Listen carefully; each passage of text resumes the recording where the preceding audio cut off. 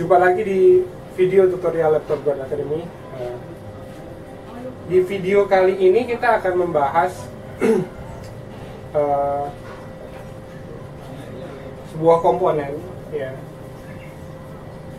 di pelajaran tempo hari materi 3 ya, saya membahas tentang op-amp.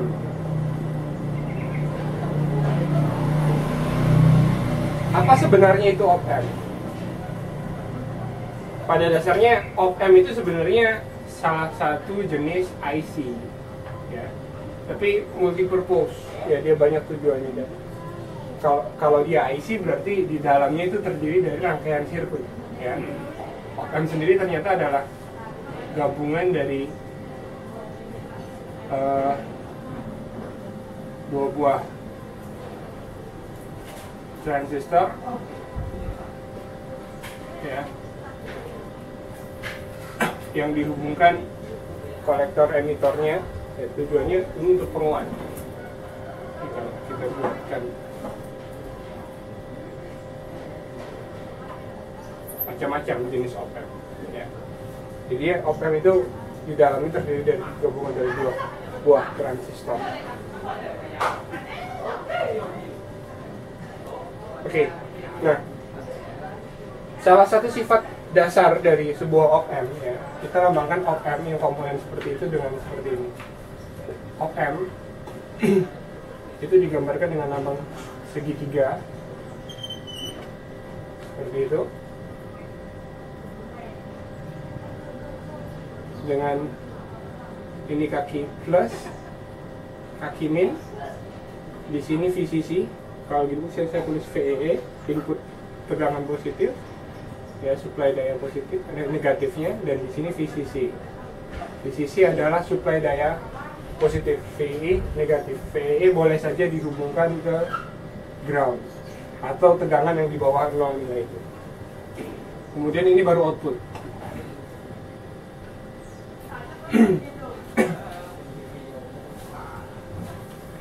Ini wujud dasar dari sebuah op-amp ya.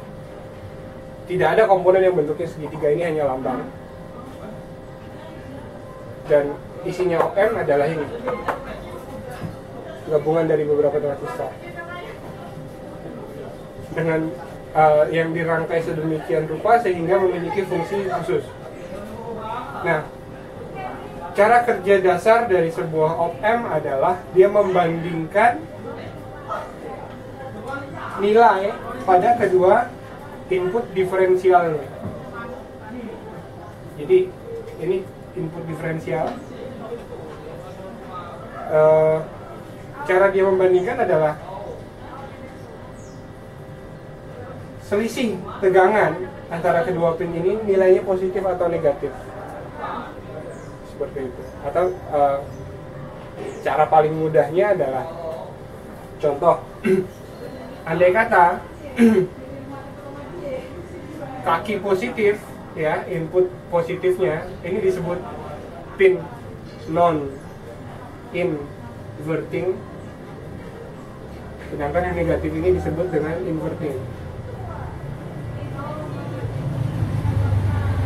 Inverting input, non inverting input. Andai kata seperti ini, pin invertingnya saya hubungkan terhadap ground. Oke. Saya hubungkan ke ground. Kemudian di pin plusnya saya hubungkan ke tegangan, sebutlah plus 2 volt. Maka output dari op-amp ini dia akan menjadi positif. Sangat positif. Nilainya berapa? Apakah sama dengan di sini? 2 volt? Tidak. Nilainya sama dengan VCC-nya. Jadi kalau VCC-nya bisa 10 volt, maka outputnya juga 10 volt.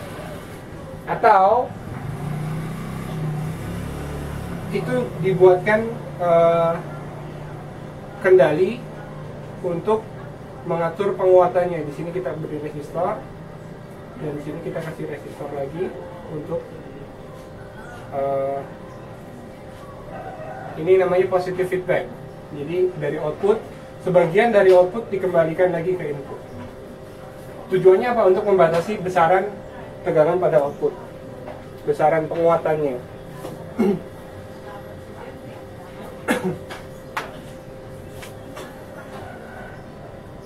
Tentang positive feedback, negative feedback kita tidak akan bahas terlalu jauh soal itu. Ya.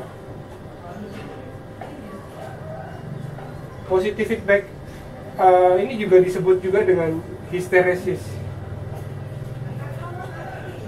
Ya, istilah lainnya hysteresis.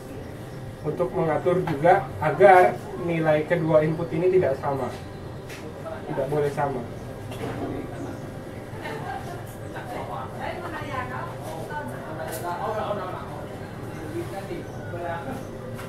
Oke, kita masuk bagian kedua. Perhatikan, saat ini pin inverting negatif. Ketika inputnya nilainya positif, maka outputnya positif. Ya. Jadi, andai kata di sini inputnya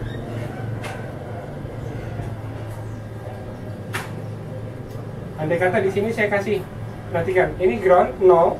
Andai kata input sini saya kasih tegangan minus 2 volt, maka outputnya akan jadi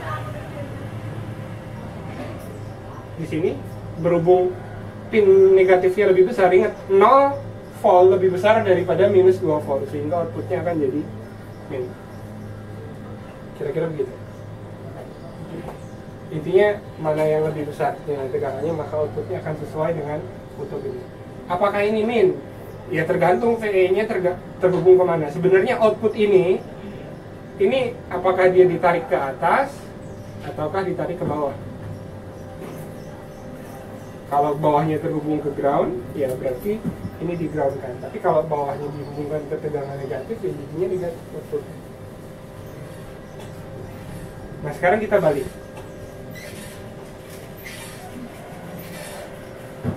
Sekarang input positifnya ini saya groundkan. Kemudian input negatifnya, input invertingnya, saya berikan input tegangan. Di sini VCC, VCC. Oke.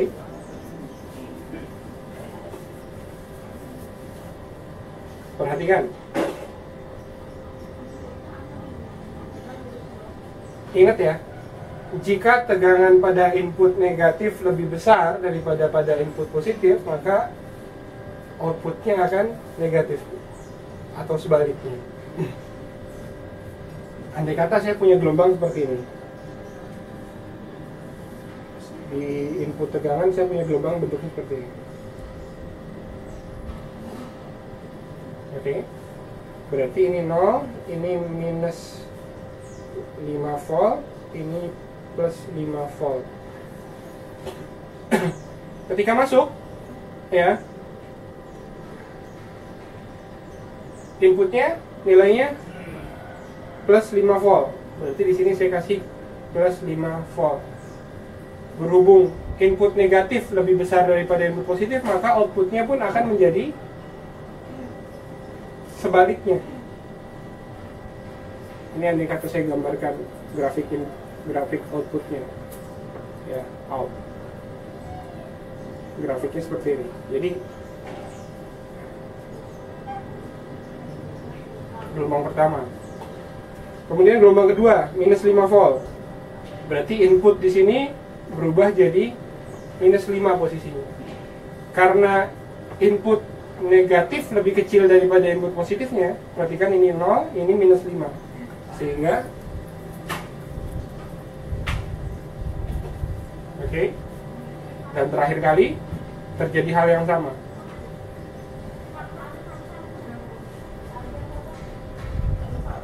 Perhatikan bentuk gelombangnya.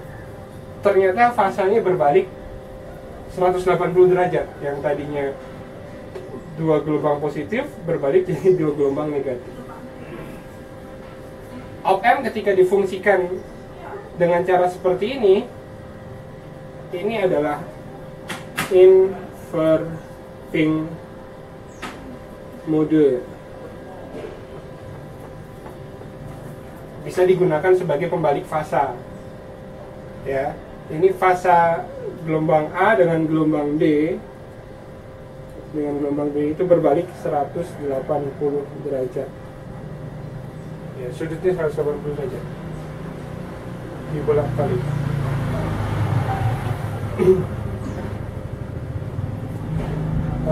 Nanti kita akan temui beberapa aplikasi dari sirkuit-sirkuit seperti ini. Jadi kalau yang ini tadi, ya, ketika inputnya dikasih diumpankan ke pin non inverting, maka outputnya akan sefasa. Jadi kalau inputnya plus, outputnya juga akan plus. Tapi ketika dibalik, ya, ke mode inverting, maka fasenya akan terbalik. Jika inputnya plus, maka outputnya jadi sebaliknya, negatif. Atau inputnya negatif, outputnya jadi plus. Ini adalah op-amp. Nah, tergantung besarnya VCC ini tadi dan VEE, maka op-amp tadi bisa memperkuat sinyal juga. Jika input sinyalnya di sini hanya kecil, maka outputnya di sini bisa jadi besar. Ya, tergantung tadi. Faktor penguatannya berapa kali? Faktor penguatan sinyal ini adalah R1 banding R2. Ya. Besaran ini. Contoh di sini inputnya 10K, di sini kita pasang 200K. Berarti ketika di sini masuknya 1 volt, maka outputnya akan 20 kali lebih besar. Di sini akan jadi 20 volt. Tapi 20 volt ini dibatasi oleh besarnya VCC. Jadi VCC-nya yang pasti harus lebih besar dari 20 kali input ke sini. Kira-kira begitu. Karena kalau ini tidak tercapai, ini akan tripping. Dia akan proposal. Tidak tercapai. Ini op-amp, prinsip dasar op-amp, ya.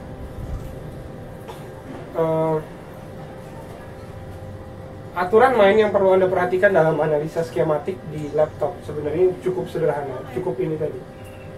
Ketika input plusnya lebih besar daripada input min, maka outputnya plus dan sebaliknya. Tapi perhatikan juga apakah dia sedang dalam mode inverting atau non-inverting.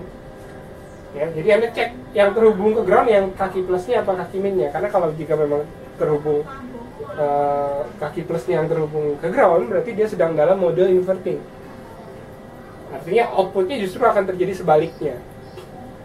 Ya, itu yang perlu Anda perhatikan baik-baik.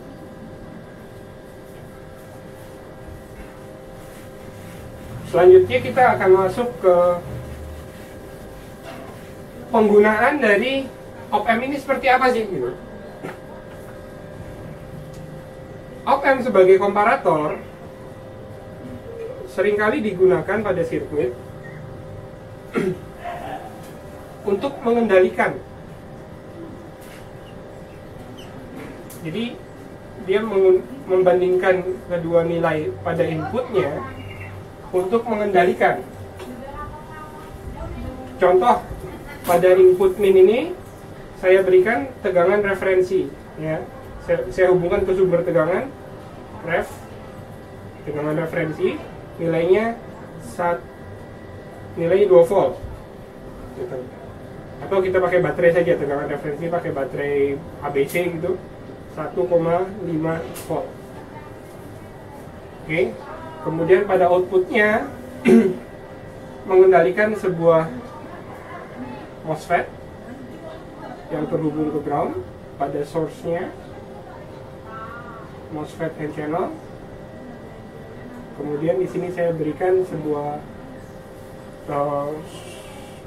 plus 12 volt, ya. Kemudian di sini saya hubungkan ke lampu. Jadi sirkuit op-amp ini digunakan untuk menghidupkan lampu ini, input tegangannya, ya. Perhatikan, ini MOSFET, ini lampu, ini sumber daya 12 volt. Kita tahu bahwa untuk menghidupkan lampu ini maka si transistornya, si MOSFET ini harus on. MOSFET N-channel itu harus on. Sehingga apa? Gate-nya harus positif, karena source-nya terhubung ke ground. Kalau begitu, dengan sirkuit ini, agar itu tercapai, maka input plus harus lebih besar daripada input min. Berhubung di sini 1,5 volt, maka di sini harus lebih besar dari 1,5 volt supaya lampunya nyala. Kalau gitu kita tinggal carikan sumber daya di sini.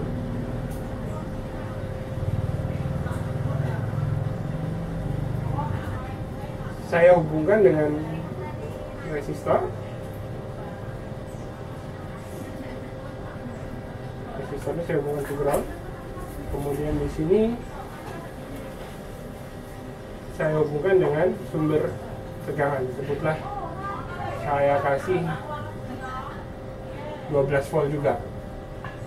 Jadi sumber daya baterainya, sumber daya lampunya masuk ke sini juga. Di sini saya kasih resistor 90 kilo. Di sini saya kasih 10. Ini saya kasih jenisnya fotoresistor. Fotoresistor berarti di sini ada cahaya masuk, nilainya 10 kilo di voltnya. PTC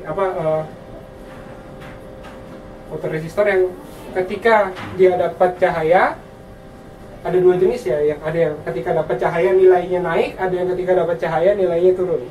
Kita pakai yang positif. Jadi ketika kita pakai yang negatif. Jadi ketika cahayanya gelap, nilai R-nya naik. Ya. Ketika cahayanya redup, sebutlah ini matahari, ya, memberikan cahaya ke resistor tersebut, biasanya bentuknya seperti ini. Anda bisa lihat ini di kamera. Kalau Anda tengok kamera, ada satu sensor di bagian depan itu, bentuknya seperti ular seperti ini. Nah itu fotoresistor. Resistor yang nilainya berubah-ubah tergantung kadar cahaya. Nah, kita gunakan yang jenisnya ketika cahaya redup, maka nilai R-nya naik. Berarti pun dengan sirkuit seperti ini kita bisa terapkan, ya. Ketika cahaya matahari mulai redup atau sore menjelang, nilai resistornya akan naik. Yang tadinya di sini ketika siang hari adalah 1,2 volt, ya. Ketika cahaya matahari mulai redup, nilai R-nya naik, sebutlah dia tembus ke angka 20 kilo. Sehingga di titik ini yang tadinya 1,2 volt akan menjadi sebutlah 1,7 volt. Saya tidak hitung ya, Anda bisa hitung. Ya, ketika redup, nilai R-nya naik, akibatnya di sini jadi 1,7 volt, sini 1,5 volt. Selisih tegangannya adalah plus 2 volt. Berarti outputnya akan jadi positif. Seberapa positifnya? Sebesar inputnya ini. Kalau ini kita hubungkan ke andai kata seperti ini saya hubungkan di sini. Berarti outputnya di sini akan jadi kira-kira berhubung ini tidak diatur penguatannya, jadi plus 2 volt, outputnya jadi senilai dengan VCC. VCC-nya berapa? 12 volt. Berarti op-amp akan mengeluarkan tegangan sebesar 12 volt ketika matahari redup, sehingga lampu ini akan menyala. Dan besok paginya mataharinya terang, ya, Anda temui mataharinya terang, nilai R-nya turun lagi ke 10 kilo. Sehingga berubah jadi 1,2 volt lagi. Dan outputnya jadi di sini di ground, lampu mati. Itu salah satu aplikasi dari op-amp. Ya, selain yang Anda temui di laptop. Jadi ternyata op-amp kita bisa jadikan sebagai saklar otomatis. Op-amp ini ada macam-macam serinya, ada LM393, LM358, LM339 dan macam-macam. Op-amp 741, ya. Harganya murah, rata-rata Rp5.000 atau lebih murah lagi. Dan Anda bisa berkreasi sendiri untuk membuat saklar otomatis di rumah Anda. Andai kata mungkin saja sering lupa matikan lampu atau sering lupa menghidupkan lampu, ini bisa diterapkan. Atau lampu ini mungkin Anda bisa gantikan dengan, sebutlah, mesin air. Ya. Jadi ketika air habis dan ini sensornya Anda ganti sensor untuk ketemu dengan air. Ketika airnya kurang, maka lampunya mesin airnya hidup. Sirkuit sederhana ini Anda bisa gunakan untuk mengendalikan berbagai macam peralatan di rumah Anda. Semoga bermanfaat. Silakan dipraktekkan. Sampai jumpa di video tutorial berikutnya.